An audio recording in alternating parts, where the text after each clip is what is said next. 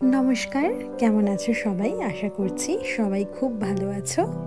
ভোজন রসিক বাঙালির কাছে বৃষ্টির দিনের গরম গরম খিচুড়ি এক অত্যন্ত ভালোবাসার একটি খাবার, এক অন্য রকমের ইমোশন। আর এবছর তো বর্ষা একটু তাড়াতাড়ি শুরু হয়ে গেছে, এক নাগাড়ে বেশ অনেক দিন ধরেই বৃষ্টি হচ্ছে, আর তাই জন্য ভাবলাম একটু গরম গরম খিচুড়ি খাওয়া যাক। প্রথমেই এখানে কিছু সবজি কেটে নিয়েছিলাম, ওই যেমন ধরো বরবটি, ছোট আলু, আর ওই ভাজাভুজি করার জন্য একটু পটল আর কাঁকরোলও কেটে নিয়েছিলাম। আর আজকের খিচুড়িটা আমি কিন্তু আঁশ খিচুড়ি বানাবো, সেই জন্য লাগবে এতে পেঁয়াজ, আদা আর রসুন।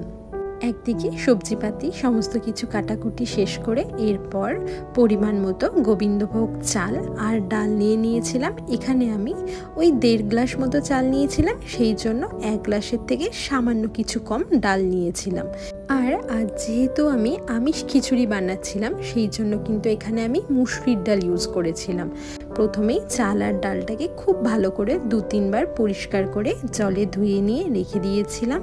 আর তারপর গ্যাসের উপর হাঁড়ি বসিয়ে বেশ অনেকটা পরিমাণ জল খুব ভালো করে গরম করে আগে থেকে ধুয়ে রাখা চাল ডালগুলোকেও একসঙ্গে জলের মধ্যে দিয়ে বেশ খানিকক্ষণ সময় ধরে সেদ্ধ করে নিতে হবে। একটু ফুট উঠলে এরপর এর মধ্যে দিয়ে দেব পরিমাণ মতো নুন, পরিমাণ মতো হলুদ। নুন হলুদ দিয়েও আরও বেশ খানিকক্ষণ সময় ধরে চাল আর ডালটা সেদ্ধ হতে দেব। মিনিট 15 সময় ধরে চাপা দিয়ে রান্না করে নেওয়ার পর দেখতেই পাবে চাল আর ডালগুলো কিন্তু আগের থেকে অনেকটাই সেদ্ধ হয়ে এসেছে। ঠিক এমন সময় আরও কয়েকটা চিরা কাঁচা লঙ্কা এর মধ্যে দিয়ে দেব। এতে খিচুড়ির স্বাদ কিন্তু বেশ ঝাল ঝাল হবে। এরপর আগে থেকে কেটে রাখা বেশ কিছু সবজি, ওই যেমন ধরো বরবটি আর ছোট আলু, এগুলোকেও আমি কাঁচা অবস্থাতেই খিচুড়ির মধ্যে দিয়ে দিয়েছিলাম। দিয়ে আরও 15-20 মিনিট সময় ধরে খুব ভালো করে চাপা দিয়ে ফুটিয়ে নিয়েছিলাম। এতে করে সবজি আর চাল ডাল সমস্ত কিছু খুব ভালো করে সেদ্ধ হয়ে যাবে। মাঝে মধ্যে ঢাকনা খুলে খুব ভালো করে নাড়িয়ে চাড়িয়ে দিতে হবে, এতে করে খিচুড়ি কিন্তু হাঁড়ির তলায় একদমই লেগে যাবে না। এই তো এরপর চাল ডাল আর সবজিগুলো সেদ্ধ হয়ে খিচুড়ি কিন্তু একদমই তৈরি হয়ে গিয়েছিল। তাই জন্য হাঁড়িটা গ্যাস থেকে নামিয়ে এরপর এখানে আমরা খিচুড়িতে সোমবার দেব।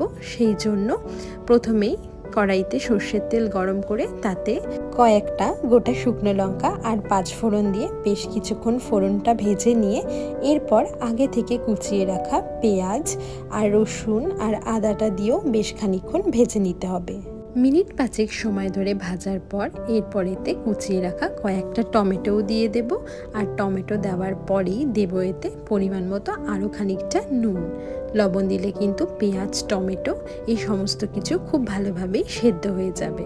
তারপর আরও বেশ কিছুক্ষণ সময় ধরে ভেজে নেওয়ার পর দেব এতে সামান্য জিরের গুঁড়ো আর দেব সামান্য লঙ্কার গুঁড়ো। আরও মিনিট 5 সময় ধরে সমস্ত কিছুকে কষিয়ে নিয়ে এই ফোড়নটা ঢেলে দেব গরম গরম খিচুড়ির মধ্যে।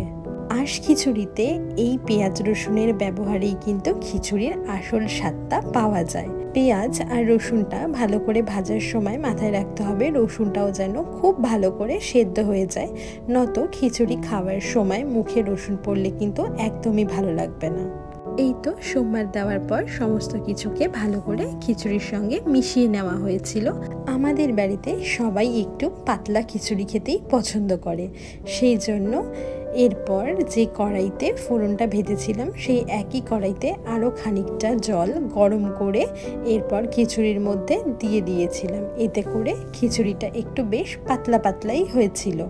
গরম জল দিয়ে আরও 2-3 মিনিট ফুটিয়ে নেওয়ার পর দিয়েছিলাম এতে স্বাদ অনুযায়ী চিনি। চিনি দিলে রং আর স্বাদ দুটোই খুবই ভালো হয়।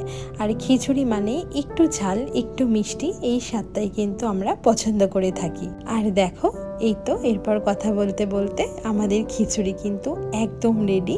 নিরামিষ খিচুড়ি আমরা তো কম বেশি সবাই খেয়ে থাকি, কিন্তু মসুরির ডালের আঁশ খিচুড়ি তোমরা যারা এখনও খাওনি বাড়িতে একবার এইভাবে বানিয়ে খেয়ে দেখো, আশা করছি তোমাদের ভীষণ ভালো লাগবে। খিচুড়ি রান্না কমপ্লিট করে এরপর কিছু ভাজাভুজিও করে নিয়েছিলাম। প্রথমেই কড়াইতে তেল গরম করে একে একে কেটে রাখা নুন হলুদ মাখানো পটলের টুকরোগুলো ডিমগুলোকেও ভেজে নিয়েছিলাম, ঠিক একইভাবে কাঁকরোলগুলোও ভেজে নিয়েছিলাম। আর তারপর বাজার থেকে বাবার আনা মাছের ডিমগুলোকেও ভেবেছিলাম খিচুড়ির সাথে খাওয়ার জন্য ভেজে নিই। সেই মতোই মাছের ডিমগুলোর মধ্যে কুচনো পেঁয়াজ, পরিমাণ মতো নুন, হলুদ আর লঙ্কার গুঁড়ো দিয়ে খুব ভালো করে মেখে নিয়েছিলাম। ও হ্যাঁ, আর তো দেখাতেই ভুলে গেছি, এর মধ্যে দিয়েছিলাম সামান্য একটু বেসন। মাছের ডিম ভাজার সময় সামান্য একটু বেসন অবশ্যই দেবে, নত তেলের মধ্যে ডিমগুলো দিলে ডিমগুলো কিন্তু খুব ফুটে গায়ের মধ্যে ছিটে আসে। এরপর গরম তেলে সমস্ত ডিমগুলোকে লাল লাল করে ভেজে নিতে হবে, তাহলেই রেডি হয়ে যাবে মাছের ডিমের বড়া। সমস্ত কিছু তৈরি করে নেওয়ার পর এরপর সবাই মিলে বসে গিয়েছিলাম খেতে। প্রথমেই দেখো গরম গরম খিচুড়ির মধ্যে বেশ অনেকটা পরিমাণ ঘি দিয়ে একে একে পটল ভাজা, কাঁকরোল ভাজা নিয়ে বসে পড়েছিলাম গরম গরম খিচুড়ি খেতে। এমনিতেই খিচুড়ি আমার ভীষণ পছন্দের একটি খাবার, তার উপর বৃষ্টির দিনে গরম গরম খিচুড়ি পুরো জমে গিয়েছিল। তোমরা কারা কারা আমার মতো খিচুড়ি খেতে ভালোবাসো আমাকে কিন্তু কমেন্টসে অবশ্যই জানিও। আর আমার আজকের এই রান্নার ভিডিওটা ভালো লাগলে লাইক, কমেন্ট, শেয়ার করে সকলকে দেখার সুযোগ করে দিও।